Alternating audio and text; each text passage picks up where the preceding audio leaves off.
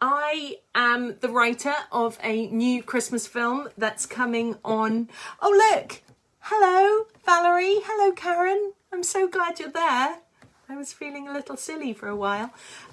Yes, I am the writer of a new Christmas film that's going to be on Sky One Christmas Eve, 8:15, called Roald and Beatrix. Hey, Julie! And I am very, very pleased to be here, to have been invited to the Virtual Village Hall, which I think is a brilliant thing. And I've been given a lovely list of questions. Catherine, hello. Karen, thank you. Yes, would you be my mum? I'm feeling a little faint from such issues with the technology. It's a nightmare. Hello, Nadine too, and Catherine. So I shall begin because I've been given quite a few nice questions to talk through. And the first one is, what is the film about? Well, the film is called Roald and Beatrix, The Tale of the Curious Mouse, and it is based on a true story of Roald Dahl, the writer that many of us know and love. He, as a child, was a huge Beatrix Potter fan, and he travelled with his mum from Cardiff to Cumbria because he was desperate to visit Beatrix Potter's house. And the idea that these two extraordinary figures in children's literature had once met, even very briefly, seemed like a really wonderful starting point for a story. So that's what our Christmas film is about. It's full of very, very beautiful stop frame animation that was created by an incredibly clever person called Tom Hartnett O'Meara. And it's beautifully directed by David Kerr and has a really extraordinary cast that I hope you will love. Hello, Kelsey, I'm just saying. So that's what the film's about. A meeting of two great literary giants for a few moments, and what effect that had on their lives. So, on to my next question. How did you find out about the meeting between Roald Dahl and Beatrix Potter? Is it a true story? Well, yes, it is a true story. And I read about it in a very small Welsh newspaper article that a friend of Roald Dahl's had been having a conversation with him, and he just casually dropped it into conversation that he'd once met Beatrix Potter. So I think he'd had a very unusual and interesting life, and his conversations were peppered with amazing anecdotes about his experiences, and this was just one of them, and nobody had really thought much about it or done much about it, and so it seemed like a lovely opportunity to create something around it. So other than that small piece of information, the rest is pretty much made up. My next question is, when did you write the script and how long did it take you? Well, actually, when I read that question last night, I went and looked back at when I first sent an email to my wonderful producer, Elaine Cameron, and I emailed her about the project and wanted her opinion on it in March 2018, which seems like an incredibly long time ago, and in fact a whole different world, as we all know. So although I didn't start writing it in March 2018, that's probably around the time I heard about this meeting and began to think that it would be a good idea to build a film around it. I had worked on another film for Sky as part of their Urban Myths season, which was called, it was an Agatha Christie piece. And so I was looking to do another urban myth project about real people who had met. And so this seemed to fit the brief. But when I sent it into Sky as part of their Urban Myths programme, they felt that it had a different atmosphere to it, that it was a little gentler and that it would suit a more family audience than the Urban Myths series normally gets. And that's when Elaine Cameron, the producer, suggested to them that we make it into a Christmas film, at which point I was given the really lovely opportunity to kind of expand it and take what was essentially a 20-minute film and develop the characters more and develop the experiences more, and add in many more kind of beautiful scenes that allowed me to have such a fabulous cast that we now have. which leads me to the next question, which is who is in the film? Well, this is one of my very favourite things about this film is I feel incredibly fortunate to have the most amazing cast who all agreed to come on board with this. Dawn French is in it, which was wonderful. Rob Brydon is in it, being amazing. Then there's Jessica Hynes and the little boy who plays Roald Dahl, who honestly, from the minute he first auditioned, just absolutely touched my heart. He's called Harry Tayler and he's going to be a huge star. His acting ability is just phenomenal. Then we also had the wonderful Bill Bailey, who has been just a joy to watch and is continuing to entertain the nation and cheer us all up on Strictly. Then Alison Steadman, who's a long-time heroine of mine with comedy. She's wonderful. The always hilarious Nick Mohammed, who I think I write him into almost everything I do because he genuinely makes me laugh so much. And thankfully he agreed to be in it. And then the very wonderful Nina Sosanya, who her comedic abilities just blow my mind. And the character she plays, she just completely filled my heart with joy because it was so beautifully put together. So yeah, I feel very, very lucky to have the most amazing cast, and it's been really, really wonderful for me to have the opportunity to work with them all. Are you happy with the way the cast brought your script to life? Yes, can you tell? I'm very enthusiastic by that. I'm very happy. They were truly wonderful, and they did this, all of them, this magnificent thing of not only bringing your script to life in a way that you'd hoped and imagined, but then bringing so much more that you couldn't have even believed was possible. Jessica Hynes' performance is so extraordinary, and the way she balances humour and pathos, sadness, everything, and she can twist it in a second. She is really wonderful. I've just seen a question from Valerie. Valerie says, what is the name of the film? I missed the start. It's called Roald Beatrix, The Tale of the Curious Mouse, and it's going to be on Sky One Christmas Eve at 8:15. So on to my next question.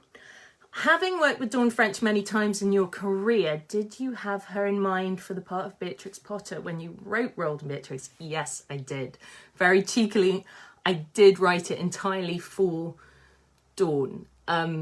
And was very nervous when I sent it to her because I wasn't sure if she would agree to do it or if she'd want to be part of it. But thankfully she did.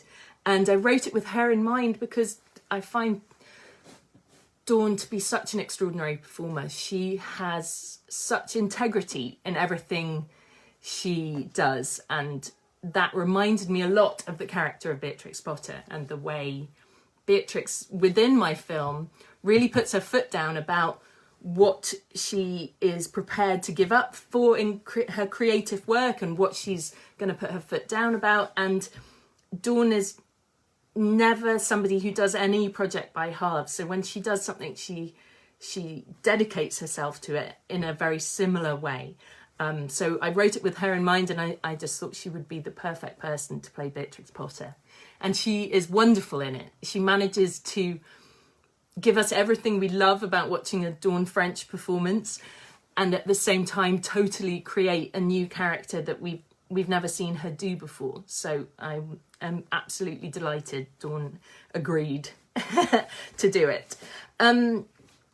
Is it filmed in the UK and whereabouts? Yes, it is filmed in Wales, in a very beautiful area of Wales called Cowbridge. Roald Dahl was born in Wales, so he was born in Cardiff and lived there as a child. So filming it in Wales made sense from that aspect, that we were able to stay true to his story. And then obviously to film in Beatrix Potter's house in the Lake District, but try and imagine it's 1922, these days would have been very difficult because the Lake District is a very beautiful and very popular holiday destination, and it would have made life very difficult to try and film there. So the producers of the film put together a wonderful list of locations, and they found a house that, although it isn't the exact house Beatrix Potter lived in, is very similar in style and atmosphere. And that was in Wales, so we were very lucky to be able to film there. My next question here is, What was it like making a film during a pandemic and under COVID restrictions? Well, that was a huge challenge, and I would at this point normally hand over to my wonderful producer Elaine Cameron, who fought so hard to make this film happen. She's a very dedicated and brilliant woman, and there was at one point earlier in the year when, understandably, when we were all in quite a state of confusion about what was happening in the world, it seemed like it wasn't going to be possible, but Elaine worked very hard to make it happen, and the crew were extraordinary and very willing to take on board a whole lot of new COVID safety measures, and together they got the job done, which was extraordinary, and I will always be grateful for their dedication to that, because it was a difficult time to be making a film. But the cast, the crew, everyone made it happen, and I'm very glad they did. Did you see any parodies between the time the story was set and current times? Well, yes, actually, strangely enough. The film is set in 1922. We don't know exactly when Roald went to visit Beatrix Potter, so I had to make a rough guess of how old he would have been at that point. And looking at the dates, it seemed like 1922 was a good time. In 1918, they would have just experienced, obviously, the end of World War I and the Spanish flu pandemic. So in Wales at the time, Roald would have been aware of school closures and, people they knew in their social circle, in their life, passing away. And in fact, we join Roald's story just when he's lost his father and his sister. Not to the Spanish flu, but various other illnesses. And so he is a little boy who's experienced a lot of sadness, and really the film is about lots of different things, but it's about how we talk to children during difficult times. And I wanted to write about that because I've got children myself, and having been through the experience we've all collectively been through, understanding and finding a way to talk to them honestly and provide them comfort became something I was very interested in. So yeah, there's a lot of similarities in the times, and that's why it felt like a good time to be telling this story, actually. The next question is, there are live animals, animated animals and puppets in the cast. How did the actors cope with that? And how do you write for all those different elements? Well, there were a lot of different elements in it. There's, as I mentioned earlier, beautiful stop frame animation from Tom Hartner O'Meara, and then there are live animals. There's a duck called Sago, who features quite heavily, and a pig called Sally, both of whom, these animals are based on animals Beatrix Potter really had. And Sally the pig, she would allow to come in and out of her house, and she often named a lot of the animals in her world. And I think Dawn had some difficulties with her co-star Sally the pig that she can talk about in greater detail, but pigs are very single-minded creatures, and Sally the pig, who wasn't really called Sally, definitely wasn't keen on some of the action I'd written for her, which involved running and eating things on cue. She was a bit of a diva of a pig to work with, was Sally, but they did it, and Dawn is a 100% solid gold professional trooper, and she worked very well with Sally, and the end result, thanks to David Kerr, the brilliant director, is very funny, and I hope you'll enjoy watching it when you do, if you do. Writing for different elements of animals and animation and then, real life actors is not as hard as you would imagine, really, because you picture the scene in your head and you get it across, and I'd been given this wonderful opportunity to indulge in all the things I'd loved as a child. So I loved Beatrix Potter and I loved Roald Dahl, but also I was trying to reference some of the television that I'd loved as a child, and that was Bagpuss and, all the kind of gentle stop frame animation that I'd grown up with. So for me, that was a moment of just recreating some of those 1970s TV children's shows that I'd loved, and although they are different to, you know, that kind of Bagpuss style, I hope they'll be reminiscent of some of the TV we loved as children. Are you a Roald Dahl and or Beatrix Potter fan? Yes, I am. And I loved their books as a child. I have to say, in all honesty, I let Beatrix Potter drift out of my mind in a way I hadn't done with Roald Dahl, and I knew much less about her as a personality. So it was a real delight to do this project and to find out more about her and to understand her work a lot more, because I think in retrospect we look at her writing and her work as very cute, and, you know, little animals wearing pinafores and ironing handkerchiefs. And actually, through doing this project, I reread a lot of her books to my own children, and they were astonished by some of the stuff in it. You know, she really doesn't hide any of the kind of grim realities of life, and that became a kind of big feature of this film, because she writes about animals and bonnets, but she also talks about death. You know, Peter Rabbit's constantly trying to escape being put in a pie, like his own father was. There's lots of reality in her work, and so it was really beautiful to re-experience some of Beatrix Potter's work like that. Next question is writing a film for children or families a different experience from other writing you've done? I have to say it's not, because as I wrote this, I didn't write it for children. So I wasn't imagining that I was writing a children's film. I was just wanting to write this story, and I wanted children to be part of the audience. But I think, weirdly, as I said earlier, that's a big theme for this film, is how we talk to children and how we shouldn't really patronise children, how we should bring them into the conversation. So I didn't write it in any way differently to how I'd write anything else, but it's very much a family film. I wanted something that you could enjoy if you were, you know, 6 or 60 or, you know, any age. There would be something that you would find entertaining or moving within it. So hopefully there'll be a little bit of something for everyone in this film.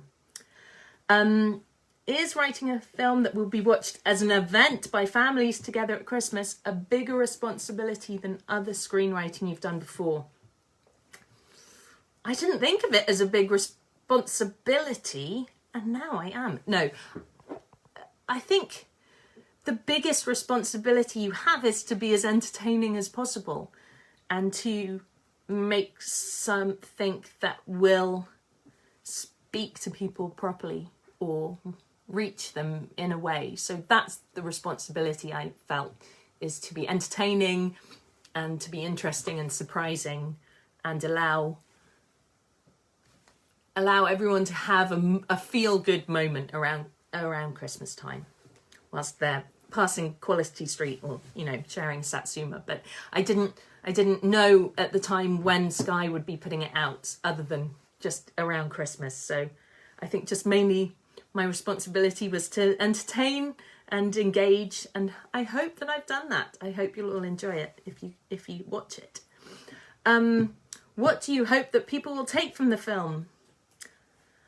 I would love people to think about the importance of reading for children. Think about the importance of allowing children to indulge in their imagination, to be inspired by great writers, to be inspired by the silly stories we choose to tell them, and the world that we all creatively build around ourselves. So I would hope that everyone will scurry away after this to their bookshelves and go and do some more bedtime stories, because that's a beautiful moment, and I hope that more and more people can find comfort within the pages of books at the times we need them most. And that was the list of questions I got sent ahead of time, but I don't know if any of you have questions you'd want to ask or anything else that I haven't answered. Please feel free. It's been lovely to see all your names coming up, and thank you for being so patient with me whilst I was dealing with some technical issues. So if anyone's got any questions, please do ask away.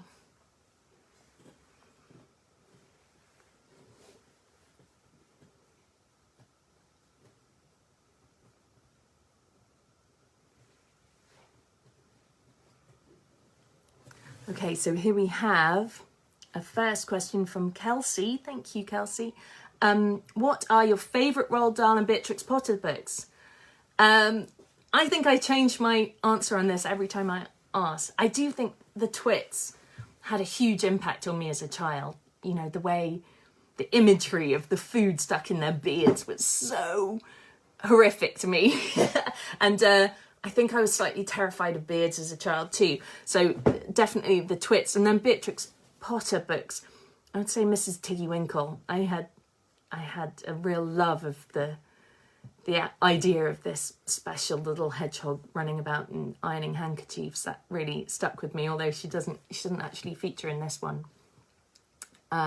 So yeah, their books definitely meant a lot to me as a child, and the imagery that they gave me has stayed with me for a long time, and I know is now something that I've enjoyed sharing with my own children too.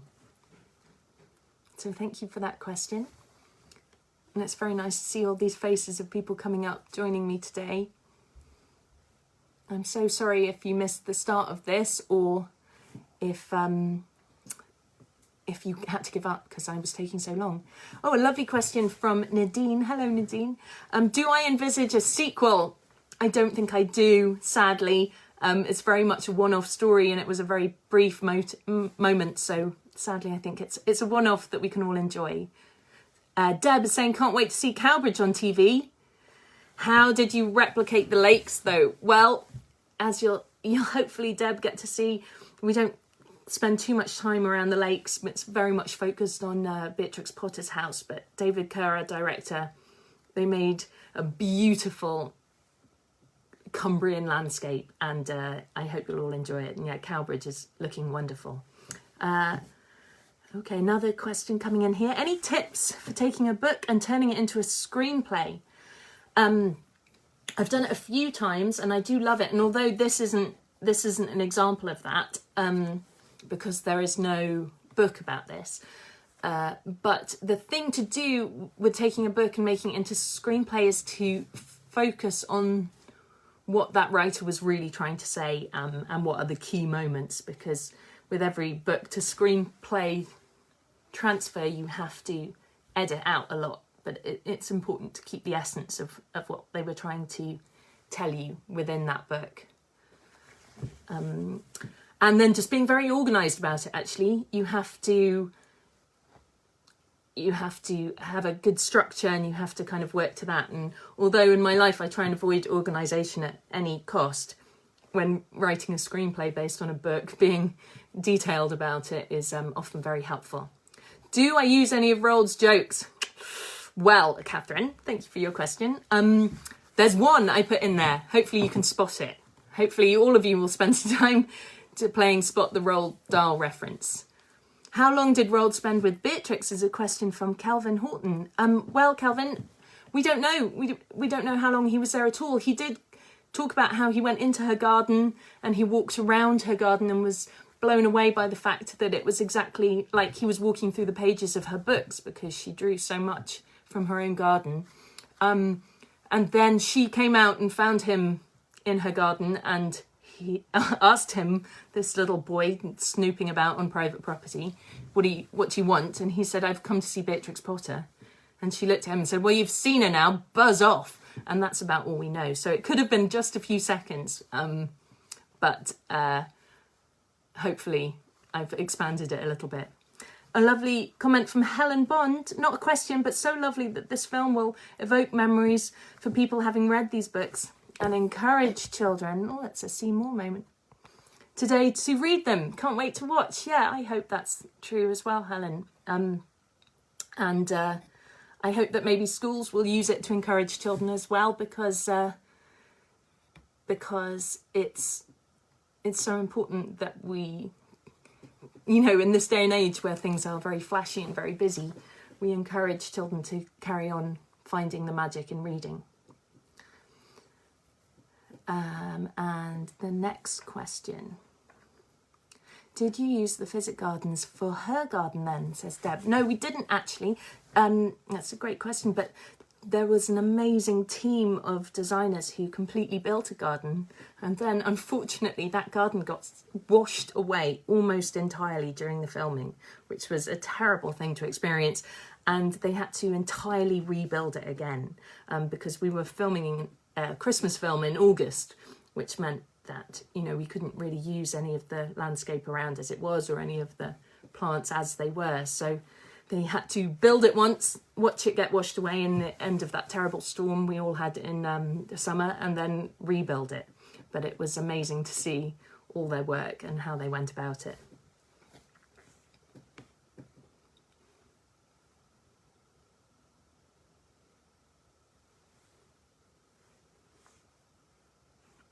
Well, I'm just waiting to see if there are any more questions, and then I think that will probably be everything. I really hope that you get a chance to see this film. There's been so much love poured into it from all sorts of very talented and brilliant people, from the people that made the puppets to the people that carried on kind of, you know, doing the performances and building the sets, and I hope it will bring you all a bit of Christmas magic, and that you will get to enjoy something and you have a very nice year. Okay, so thank you so much. The film is Roald and Beatrix, The Tale of the Curious Mouse, and it's going to be on Sky 1 Christmas Eve at 8:15, and then it will be on catch up after that, and it's also going to be on Now TV. Catherine Pabler says, thank you so much. I can't wait to watch it with my family. I can't wait for you to watch it too. That's brilliant. And Katie says, what's your next project? Gosh, my next project is... Well, I've got lots of things lined up, and I'm really looking forward to them all. Actually, my next project, I think there'll be some news about that later in the week, which I'm very proud about. So hopefully I can share that with you then. Jane Luff said, did Dawn French make you laugh on set? Sadly, Jane, I wasn't allowed to be on set because of all the COVID rules. It meant that they had to keep the sets very minimal. So I had to stay at home, which was really sad for me. But Dawn French makes me laugh all the time. So I don't doubt it for a second. Don't doubt it for a second. Thank you all for being here. I'm so sorry about the technical issues, and I've really enjoyed doing this, so thank you for your support. Take care. Bye-bye.